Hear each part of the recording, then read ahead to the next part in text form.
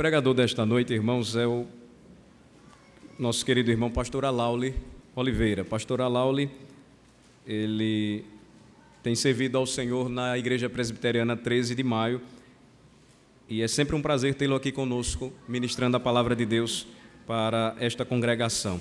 Nós rogamos que o Senhor abençoe o seu servo e também abençoe a todos nós, para que possamos ouvir atentamente e receber a palavra pregada, a palavra de Cristo Jesus. Que Deus nos abençoe. Amém.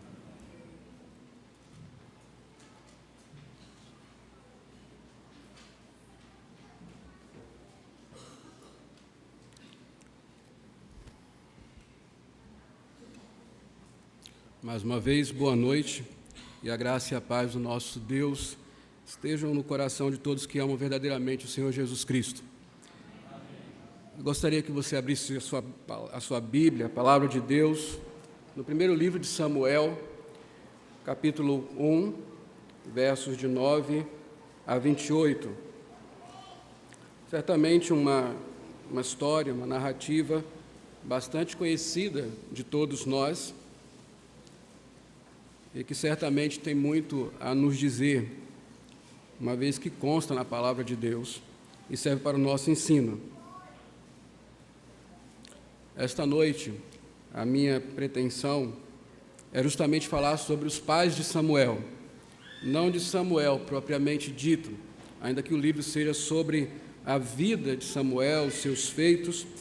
Eu gostaria nessa noite de meditar com os irmãos sobre Eucana e Ana, os pais de Samuel. A palavra de Deus, em 1 Samuel 1, de 9 a 28, diz assim: Após terem comido e bebido em Siló, estando Eli, o sacerdote, assentado numa cadeira, junto a um pilar do templo do Senhor, levantou-se Ana e, com amargura de alma, orou ao Senhor e chorou abundantemente. E fez um voto, dizendo: Senhor dos exércitos, se benignamente atentares para a aflição da tua serva, e de mim te lembrares, e da tua serva não te esqueceres, e lhe deres um filho varão, ao Senhor o darei por todos os dias da sua vida, e sobre a sua cabeça não passará navalha. Demorando-se ela no orar perante o Senhor, passou Eli a observar-lhe o movimento dos lábios, porquanto Ana só no coração falava. Seus lábios se moviam, porém não se lhe ouvia voz nenhuma. Por isso, Eli a teve por embriagada e lhe disse: Até quando estarás tu embriagada? Aparta de ti esse vinho. Porém, Ana respondeu: Não, senhor meu, eu sou mulher atribulada de espírito, não bebi nem vinho, nem bebida forte, porém venho derramando a minha alma perante o Senhor. Não tenhas, pois, a tua serva por filha de Belial, porque pelo excesso da minha ansiedade e da minha aflição é que tenho falado até agora. Então lhe respondeu Eli: Vai-te em paz, e o Deus de Israel te conceda a petição que lhe fizeste. E disse ela: Ache a tua serva à mercê diante de ti. Assim a mulher se foi seu caminho e comeu, e seu semblante já não era triste. Levantaram-se de madrugada e adoraram perante o Senhor, e voltaram e chegaram à sua casa, a Ramá. Eucana coabitou com Ana, sua mulher, e lembrando-se dela o Senhor, ela concebeu, e passado o devido tempo teve um filho, a que chamou Samuel, pois dizia: Do Senhor o pedi. Subiu Eucana, seu marido, com toda a sua casa, a oferecer ao Senhor o sacrifício anual e a cumprir o seu voto. Ana, porém, não subiu e disse ao seu marido: Quando for o menino desmamado, levá-lo-ei para ser apresentado perante o Senhor e para lá ficar para sempre. Respondeu-lhe Eucana, seu marido: Faze o que melhor te agrada. Fica até que o desmames, tão somente confirme o Senhor a sua palavra. Assim ficou a mulher e criou o filho ao peito, até que o desmamou. Havendo-o desmamado, levou-o consigo, com um novilho de 3 anos, um éfa de farinha e um odre de vinho, e o apresentou à casa do Senhor, a Siló. Era o menino ainda muito criança. Imolaram o novilho e trouxeram o menino a Eli. E disse ela: Ah, meu senhor, tão certo como vives, eu sou aquela mulher que aqui esteve contigo, orando ao Senhor. Por este menino orava eu, e o Senhor me concedeu a petição que eu lhe fizera, pelo que também o trago como devolvido ao Senhor para todos os dias, por todos os dias que viver, pois do Senhor o pedi. E eles adoraram ali o Senhor. Vamos orar? Deus bendito, Pai glorioso, Deus que fez aliança com o seu povo para ser o Deus dos pais e dos filhos. Nós rogamos ao Senhor que neste momento nos ilumine, ó Pai, para compreendermos a sua palavra, para que nenhuma distração, qualquer, ó Pai, cegueira, possa nos impedir de compreender aquilo que a sua palavra nos revela. E que por meio dela, ó Pai, as nossas vidas sejam edificadas, que melhor compreendamos o seu caráter e aquilo que o Senhor quer de nós, para que possamos servir melhor o Senhor, como homens, mulheres e como pais também. Que o Senhor nos ensine nesta noite, com o seu Espírito Santo, por meio da sua palavra, em nome de Jesus Cristo. Amém. Então, como eu falei, nós, quando lemos o livro de Samuel, nós ficamos aí presos na história do próprio Samuel, a maneira como ele foi chamado por Deus e a maneira excelente como ele exerceu o seu ministério. Nós ficamos enredados com as tramas do reino, do início da monarquia.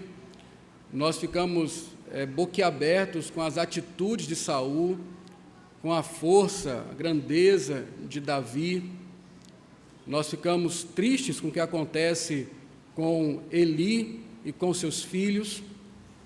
Nós nos lembramos, inclusive, é assim que se inaugura o livro, do drama de Ana e de como Deus miraculosamente transformou aquela situação, dando a uma mulher estéril um filho. Só que, além destas coisas, há nesse primeiro capítulo de Samuel uma narrativa que fala sobre pais piedosos, que têm como graça de Deus um filho que também é piedoso. Fala de pais que são fiéis a Deus na criação de um filho. E é nisso que nós queremos meditar nesta noite, sobre este caráter dos pais de Samuel, não apenas de Ana, como a história mais enfatizada é do seu sofrimento para ter filhos, mas de Eucana e de Ana, que tiveram um filho e que o dedicaram ao Senhor, que o devolveram a Deus, um filho tão querido, tão desejado e também devolvido ao Senhor. Vocês conhecem a história de Samuel e sabem que Samuel foi um grande homem. Samuel foi o último juiz da história dos juízes, o primeiro profeta do povo de Deus. Ele acumulou ali os cargos de profeta, sacerdote e, no tempo que ele era juiz, um cargo parecido com o de rei, de governador. Quando surgiu a monarquia em Israel, quem estava lá, primeiramente, como conselheiro dos reis e aquele que deveria ungir os reis, Saul e Davi, era Samuel. A palavra de Deus nos dá uma nota em um dos capítulos de Samuel, no capítulo 2, do primeiro livro de Samuel, dizendo assim: Mas o jovem Samuel crescia em estatura e no favor do Senhor e dos homens. A história de Samuel até a sua velhice é uma história de vida piedosa, de fidelidade a Deus, de honra à palavra do Senhor. Diz a palavra de Deus que no tempo em que Samuel foi profeta, nenhuma das palavras do Senhor ditas por Samuel caiu por terra. Samuel, ele faz um contraponto com Eli, o sacerdote de então, e os seus filhos, os filhos perversos de Eli. E Samuel surge nesta história como um jovem, como uma criança, adolescente e um jovem fiel a Deus e que foi chamado pelo Senhor para servi-lo, o que ele fez com muita fidelidade. Agora é interessante que a palavra de Deus, antes de contar a história de Samuel, conta a história dos pais de Samuel, porque é assim que começa o livro, falando sobre os pais de Samuel.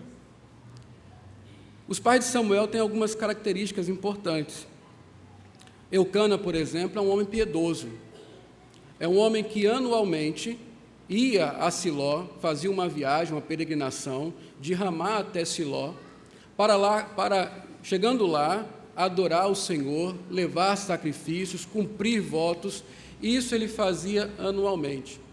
E ele tinha o cuidado, ele tinha 2 esposas, como os irmãos sabem, Ana e Penina, e ele tinha o cuidado de providenciar ofertas para que elas oferecessem ao Senhor.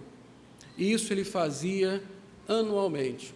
Ana o acompanhava juntamente com a outra esposa, Penina.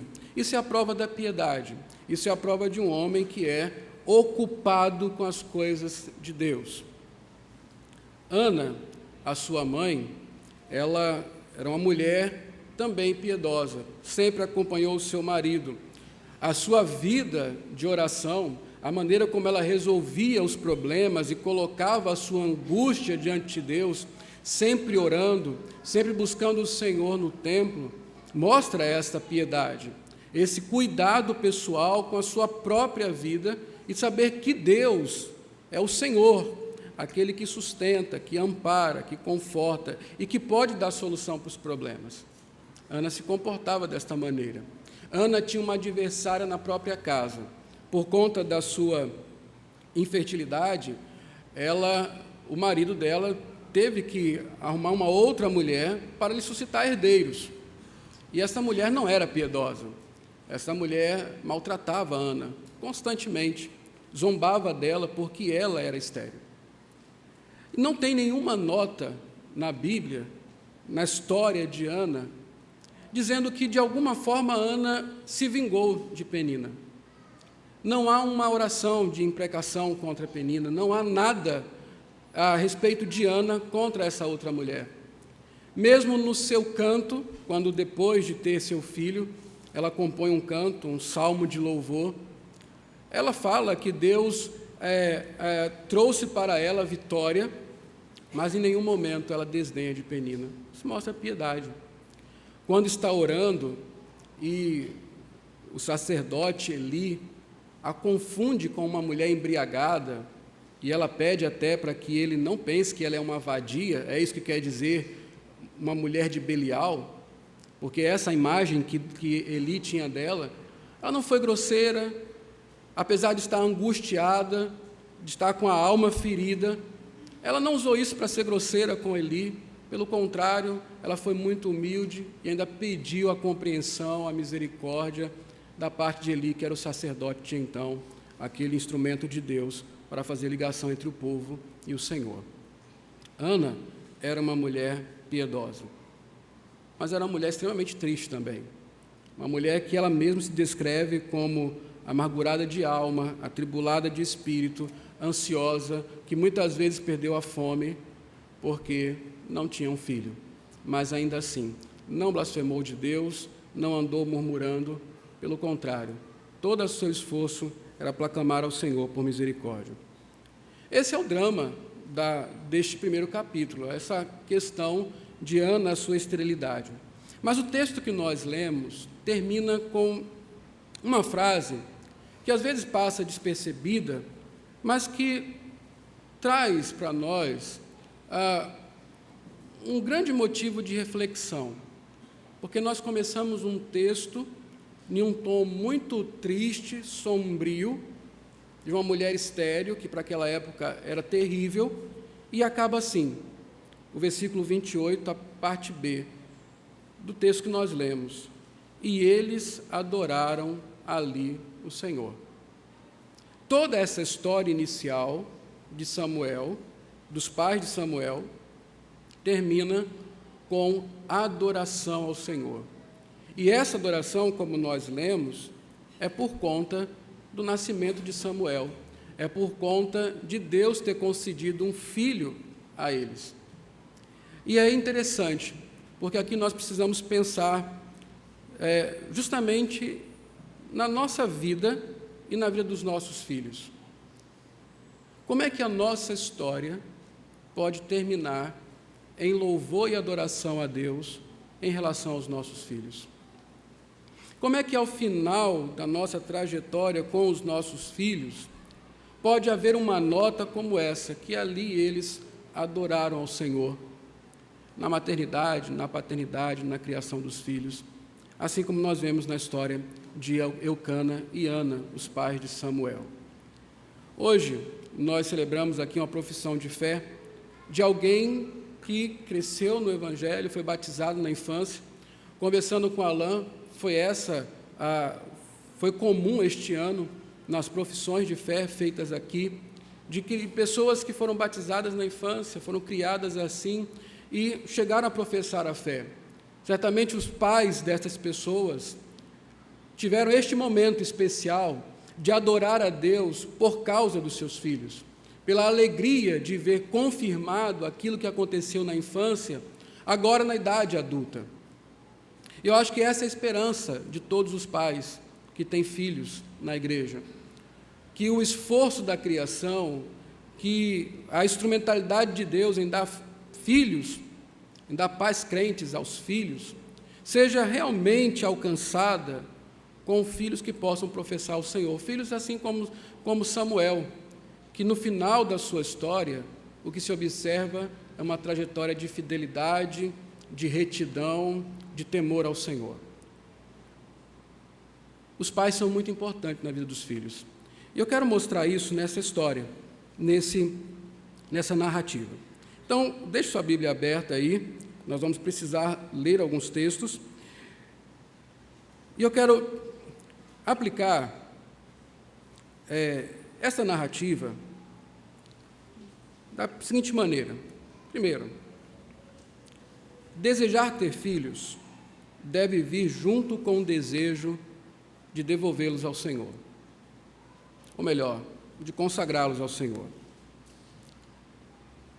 A implicação aqui é que querer ter filhos para cristãos implica que estes filhos, quando Deus nos der, terão que ser devolvidos ao Senhor, terão que ser consagrados ao Senhor. Observe aí no texto que nós lemos, o versículo 11. Samuel foi um dom do Senhor e foi devolvido ao Senhor para sempre. Veja o que diz o versículo 11, que é a parte principal dessa narrativa. E fez um voto, Ana fez um voto, dizendo: Senhor dos exércitos, se benignamente atentares para a aflição da tua serva, e de mim te lembrares, e da tua serva não te esqueceres, e lhe deres um filho varão, ao Senhor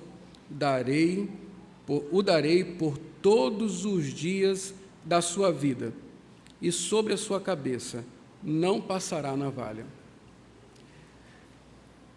Ana não fez um pedido a Deus diretamente. Ana fez um voto com o Senhor a respeito dos seus filhos. Ela simplesmente não pediu filhos. Senhor, me dá um filho, para que o meu vexame acabe, para que a minha vergonha acabe, para que quando no futuro meu marido morrer, o herdeiro não seja da outra, mas seja o meu herdeiro, e assim eu possa ficar amparada. Não foi nesses termos a petição de Ana. Sim, ela pede um filho, mas dentro de um voto, dentro de uma aliança que ela quis fazer com Deus. Qual era o voto? Se o Senhor me der um filho, eu vou devolvê-lo ao Senhor. Ele será seu todos os dias da sua vida.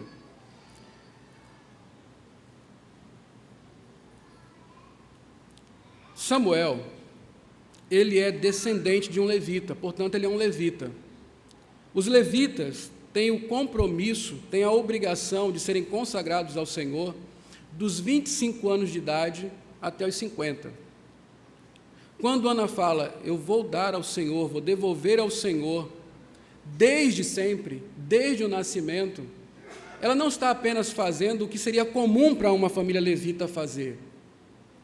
Ela está consagrando o seu filho completamente a Deus, desde o seu nascimento.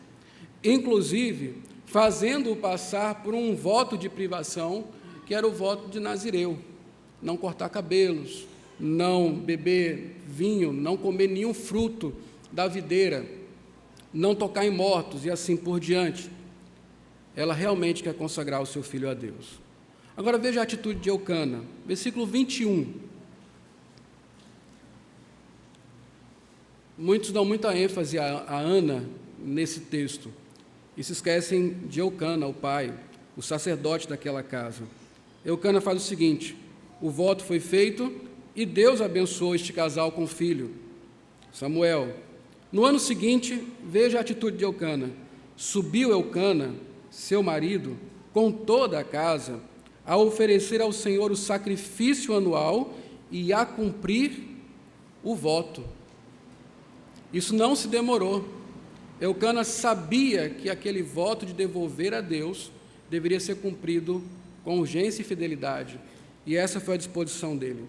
Claro que não foi de imediato, porque a criança ainda precisava ser amamentada. Verso 24 nos dá a certeza de que o voto foi cumprido.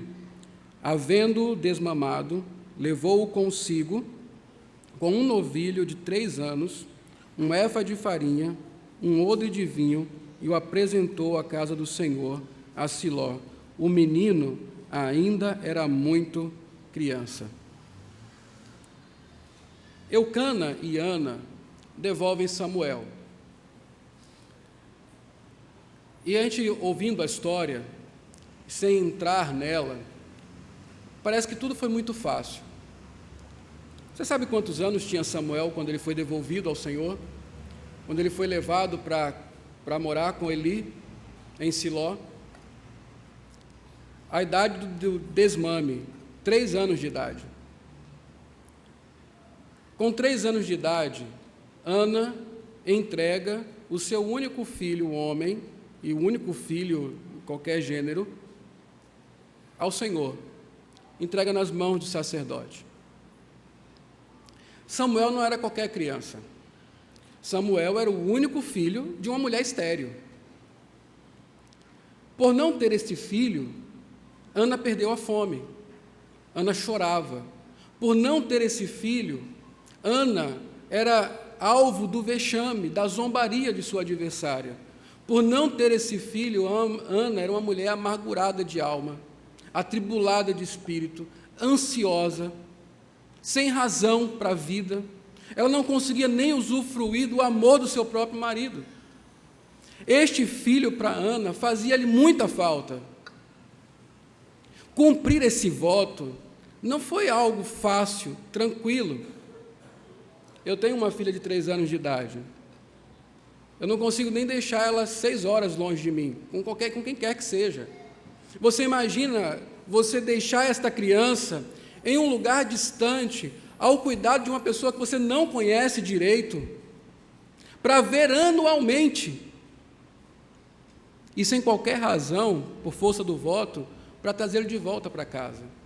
É um bebê de 3 anos, de uma mãe que não tinha outro filho, e nem saberia se poderia ter outro filho, porque ela só teve outros filhos quando Samuel já era um adolescente.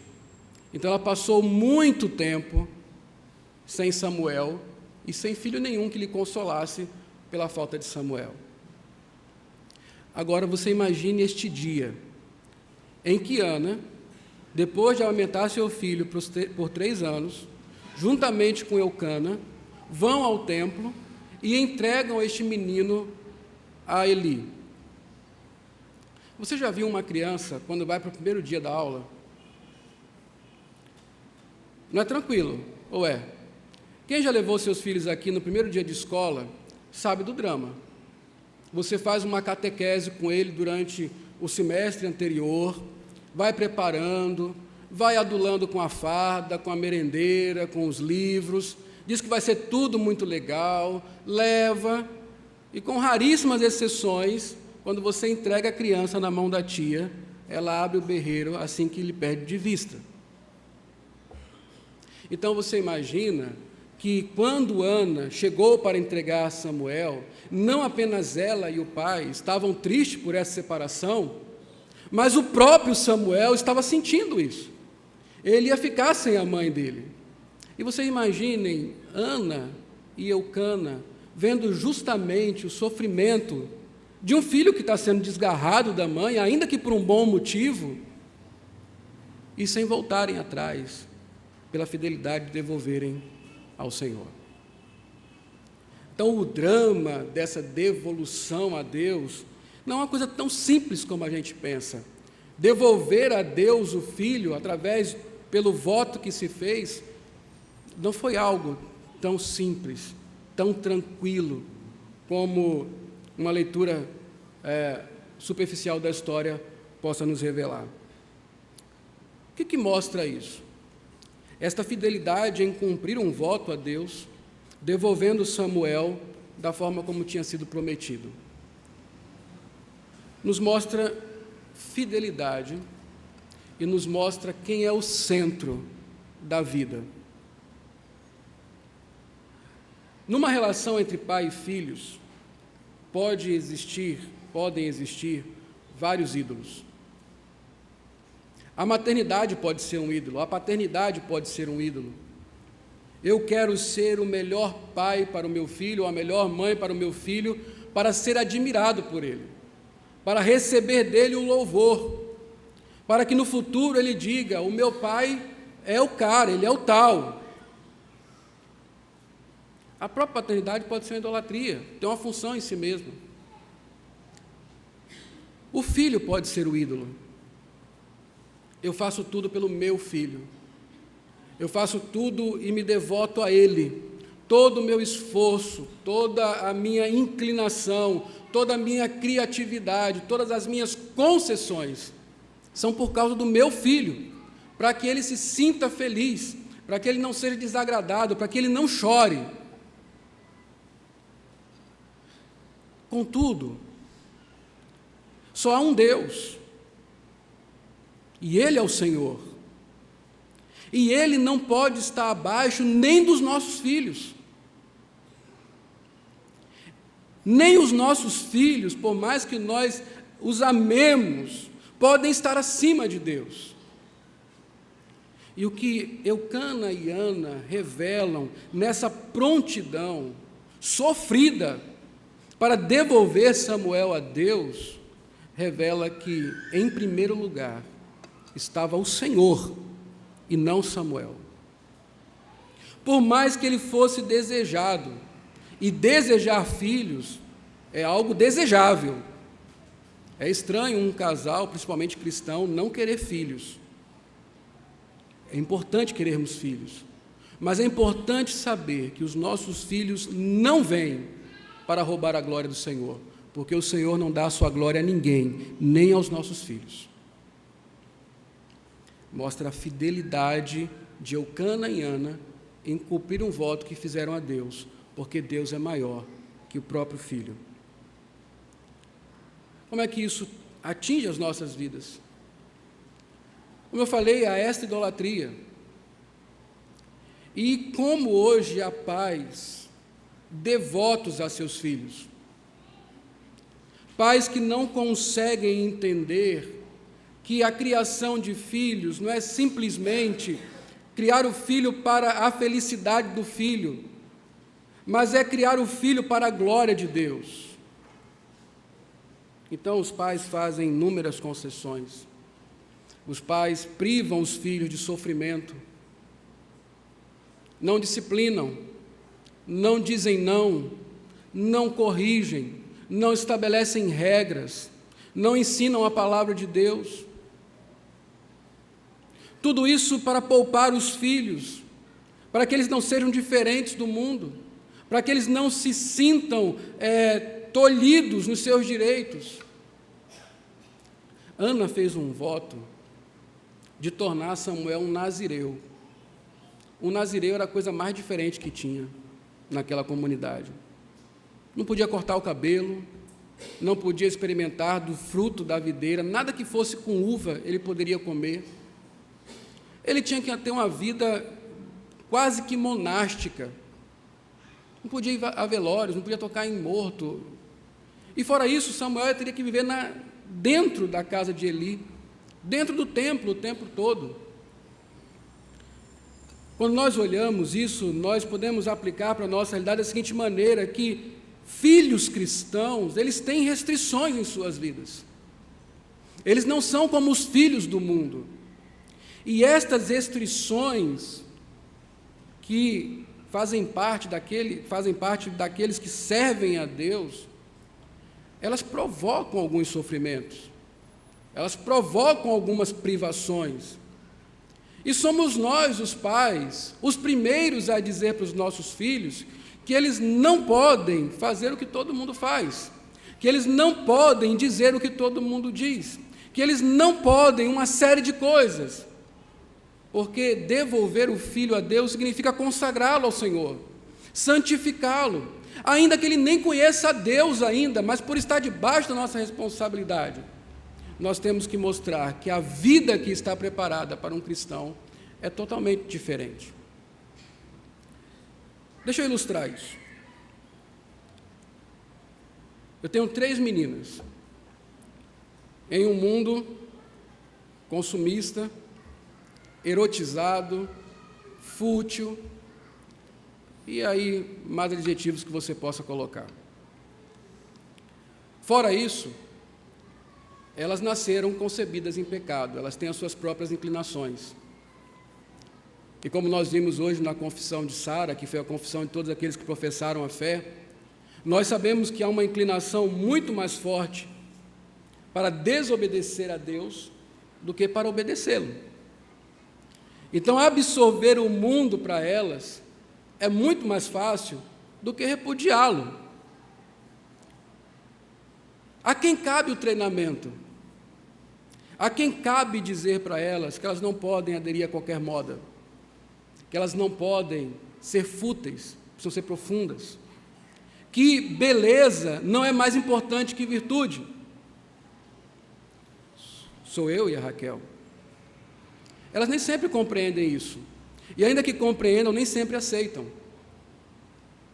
Certo dia, estávamos em casa, e apareceu lá em casa uma Barbie. Apareceu porque alguém deu, enfim, nós nunca compramos. Nós estávamos pensando justamente sobre isso. Nós temos conversado muito com elas sobre a mulher virtuosa de Provérbios 31. E é inevitável a comparação. O que Barbie tem a ver com a mulher de Provérbios 31? Que paralelo existe? Nenhum. Exatamente nenhum. A Barbie é tudo aquilo que o mundo é. Ela é fútil, ela é consumista, ela é desapegada à família, ela não tem emprego, vive de diversão, ela não tem filhos para criar, ela não tem maridos para honrar, ela não é nada. E um dia me perguntaram, pastor, mas tem Barbie para tudo. Tem Barbie médica, tem Barbie advogada, tem Barbie... Qual é a Barbie que não tem? Não tem Barbie crente. Você nunca vai encontrar uma Barbie crente. Não existe essa. Mas qual o problema, então? Veja, eu estou dizendo para elas, filhas, este é o modelo de mulher bíblico. Mas eu coloco na mão delas um modelo de mulher mundana. Eu, como pai, não estou dizendo aqui ninguém para tirar as Barbies das suas filhas, não. Essa é uma atitude minha e da minha esposa na minha casa. Eu, como pai, tenho que ser o estraga-prazer de dizer para ela, filha, por amor a Deus, você não pode brincar com Barbie. E elas amam a Barbie. Elas choram às vezes, elas não compreendem. Isso magoa o meu coração também. Mas é isso que é devolver os filhos a Deus. Eu não posso simplesmente agradá-los e desagradar a Deus, eu não posso me agradar e desagradar a Deus. Eu preciso, dentro da minha consciência, dentro daquilo que a Bíblia diz, fazer de tudo, inclusive, se necessário, fazê-los sofrer, para que eles amem o Senhor, para que eles sejam entregues novamente ao Senhor, porque pertencem a Ele. Filhos são dons de Deus, devem ser devolvidos ao Senhor. Filhos não são criados para nós, são criados para Deus. Foi assim que Ana, com todo o sofrimento, de primeiro ter um filho, e depois ter que se desfazer desse filho, entregando ao Senhor, consagrou Samuel a Deus. Diz o Salmo 127, herança do Senhor são os filhos, o fruto do ventre, seu galardão. O que Ana e Eucana e Ana nos ensinam neste ponto é que devolver os filhos a Deus nem sempre é uma tarefa fácil, amorosa, tranquila. Muitas vezes envolve o drama de ter que feri-los, mas isso é importante. Uma outra coisa que nós podemos aprender aqui também, vendo esse texto, é que, para nós, o batismo infantil serve como um símbolo dessa devolução, pois os pais se comprometem a criá-los para Deus. O que significa isso? Ler a Bíblia com eles, orar com eles e a igreja com eles, conforme está lá em Deuteronômio 6. Veja o versículo 28 do texto que nós lemos, 1 Samuel 1, 28.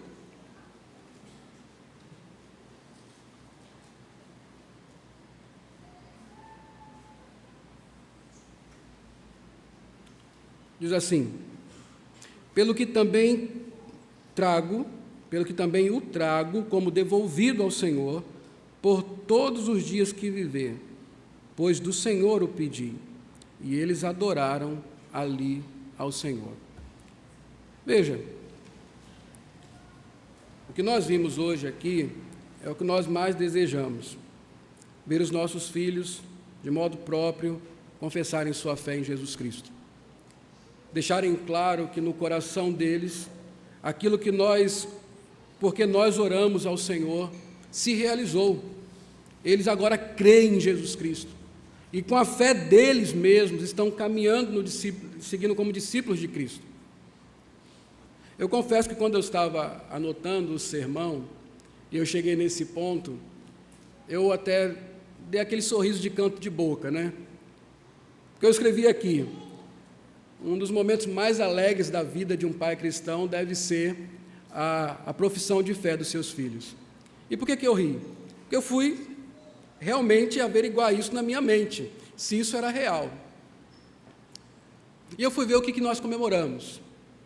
Nós comemoramos quando nossos filhos passam no vestibular, nós comemoramos quando nossos filhos se formam, nós comemoramos quando nossos filhos passam em qualquer concurso, nós comemoramos quando nossos filhos competem e ganham, fazemos festas, colocamos faixas, anunciamos, nos congratulamos.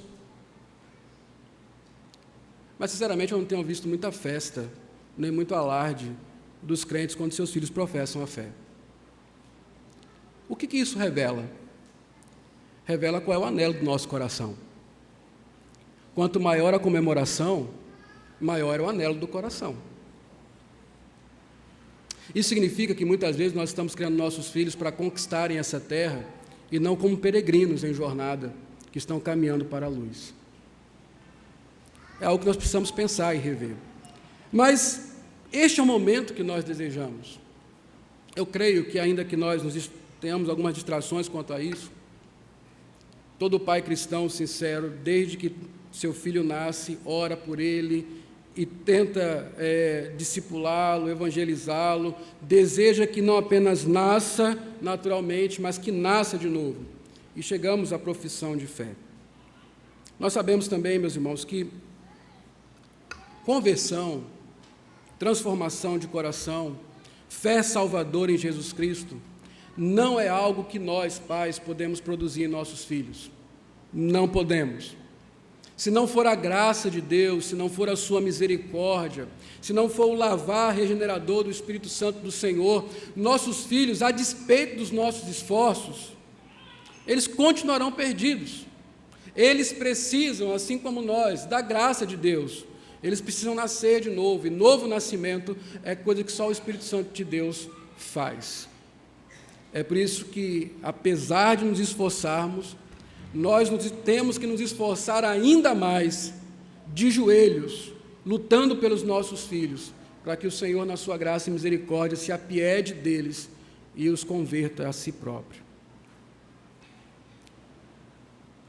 Mas Deus, em sua graça, raramente age sem meios. Raramente Deus age sem meios. O que eu quero dizer? Deus está sempre providenciando instrumentos para que pessoas sejam alcançadas pela graça. Como é que Deus começou a manifestar a sua graça na vida de Samuel? Onde é que tudo começou para Samuel? Quais foram os exemplos de fidelidade, de piedade que Samuel teve? Quem foi que conduziu Samuel a Deus?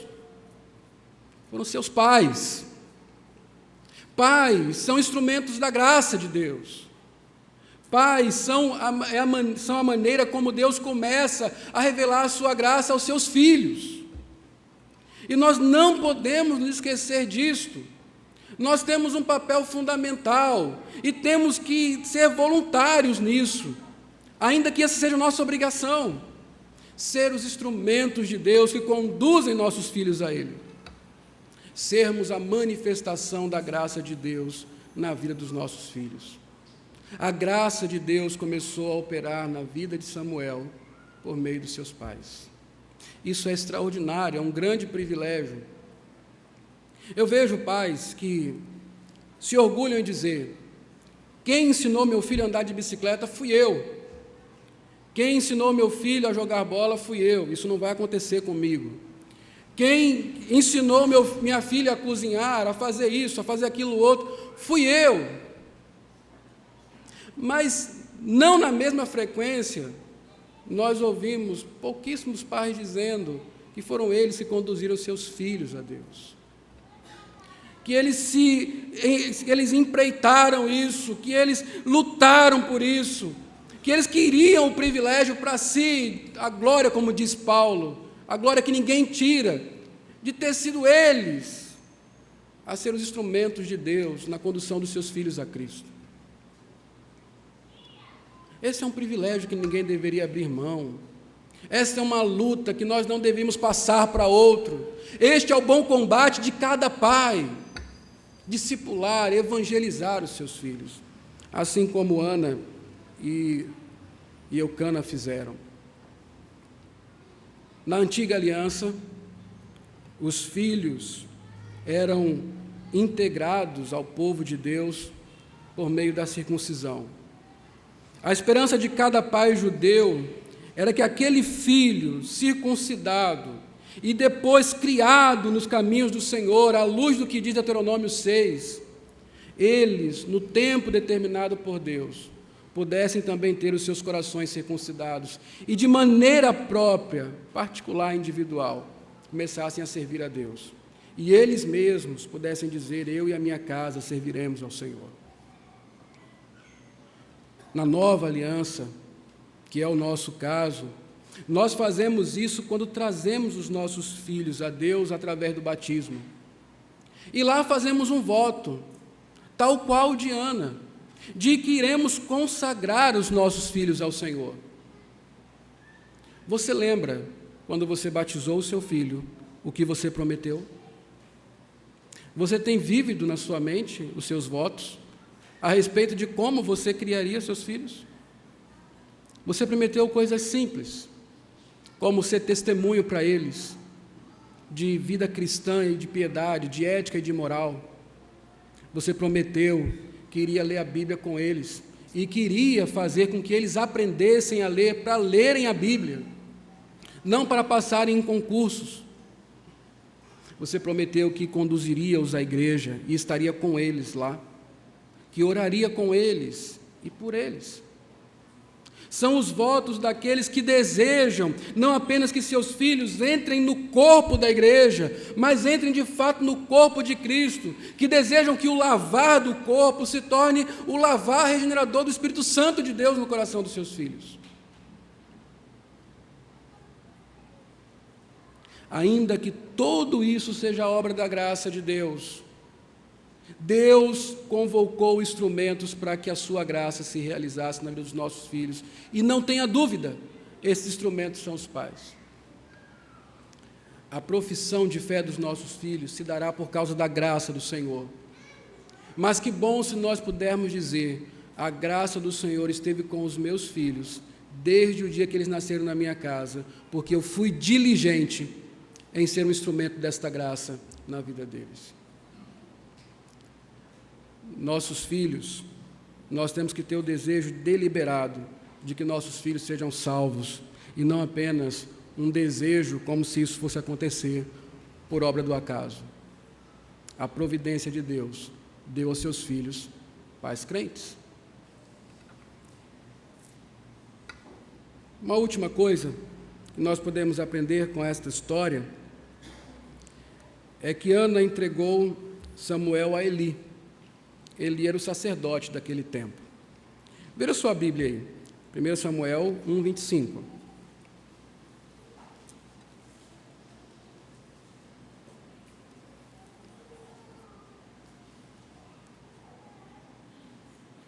Diz assim: imolaram o novilho e trouxeram o menino a Eli. Quem era Eli? O sacerdote. O que significa ser um sacerdote? Duas figuras importantes, além do rei, mais duas figuras importantes na estrutura de Israel, era o sacerdote e o profeta. O profeta falava da parte de Deus para o povo, fazia o caminho de cima para baixo, desculpem. O sacerdote fazia o contrário. O sacerdote fazia o caminho do povo para Deus, de baixo para cima. O sacerdote era aquele que habitava onde estava a arca do Senhor, onde Deus habitava, e era o representante de Deus, do povo, para Deus. Era aquele que tinha todo o serviço do Senhor. Nós, para devolvermos os nossos filhos a Deus, não precisamos e não temos que entregá-los numa igreja, até porque nas igrejas evangélicas não há sacerdotes, nós não somos sacerdotes, melhor, só há sacerdotes, porque todos nós somos sacerdotes. Muitos podem pensar assim: então o voto de Ana foi de levar Samuel à igreja. Não, não foi nada disso. A igreja é só um instrumento. O voto de Ana foi entregar o filho ao representante de Deus, àquele que fazia a mediação entre o povo e Deus. O que significa para nós, então, devolvermos os nossos filhos ao Senhor? Conduzi-los a Cristo. Ele é o sumo sacerdote das nossas almas. Ele é o mediador da nova aliança. Ele é aquele que faz ligação entre nós e o nosso Deus. Ele é aquele que, como sacerdote, ofereceu-se a si mesmo pelos nossos pecados. Ele foi à cruz. E lá na cruz, ele venceu os seus inimigos, que eram nossos inimigos. E ele alcançou para nós a liberdade dos pecados. Por que eu estou falando tudo isso? Porque, para de fato os nossos filhos serem devolvidos a Deus, eles precisam de Jesus. Os nossos filhos, assim como eu e você, têm problemas com o pecado. Os nossos filhos serão escravizados pelo pecado. Enquanto não se converterem, enquanto não encontrarem a Cristo, eles são escravos do pecado. É triste conversar com um filho, cobrando obediência, cobrando os ensinamentos que já lhe foram passados, e ele olha para mim e diz: é difícil, eu não consigo, eu já sei que é certo, mas eu não consigo. E eu olho e vejo, mas é justamente isso que eu passo. Eu também tenho este problema de obedecer a Deus, eu também tenho este problema de me arrepender dos meus pecados, de abandoná-los, eu tenho esse problema. E aí eu e ele podemos ir juntos a Cristo, porque em Cristo há libertação para os pecados, há perdão, há conversão, há transformação, há salvação. Então não há nada melhor que um pai possa fazer do que conduzir os seus filhos e entregá-los na mão do sumo sacerdote, que é Cristo. E é justamente isso que é devolver os filhos a Deus. É apresentar desde sempre o grande mediador, o único que importa, o único nome onde há possível salvação e real salvação para os eleitos. Jesus Cristo, que nos livra da ira vindoura. Nós não queremos apenas que nossos filhos confessem a fé em Cristo.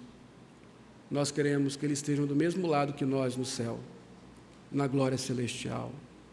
Nós queremos vê-los no gozo eterno, da vida eterna. Só é possível se eles forem a Cristo. E que nós tomemos pelas mãos e os conduzamos ao Senhor Jesus Cristo. O próprio Senhor Jesus Cristo diz o seguinte: deixai vir a mim os pequeninos, não os embaraçais, porque dos tais é o reino dos céus. Fazendo tudo o que fizeram, e entendendo que o Senhor Deus é fiel para cumprir a sua palavra, todo aquele drama inicial termina com esta frase: e ali adoraram ao Senhor. O que se espera de pais e filhos cristãos? O que se espera de uma família cristã? É que tudo isso aconteça para a adoração de Deus. Que ao final de contas, ao final de tudo, nós possamos levar a nossa oferta de gratidão a Deus e ali juntos adorarmos o Senhor. Que o Senhor, então, na sua graça e misericórdia, nos assista nessa tarefa de criar filhos e que acompanhe com a sua graça os nossos filhos, fazendo de nós instrumentos para a conversão deles. Amém. Vamos orar? Querido Pai, que o Senhor aplique sua palavra aos nossos corações e que o Senhor nos ensine a viver esta tarefa tão preciosa, mas tão árdua também, para que vejamos, ó Pai, a sua promessa de ser o nosso Deus e o Deus dos nossos filhos, cumprida em nossa casa. Que o Senhor abençoe cada pai e cada filho aqui, em nome de Jesus Cristo. Amém.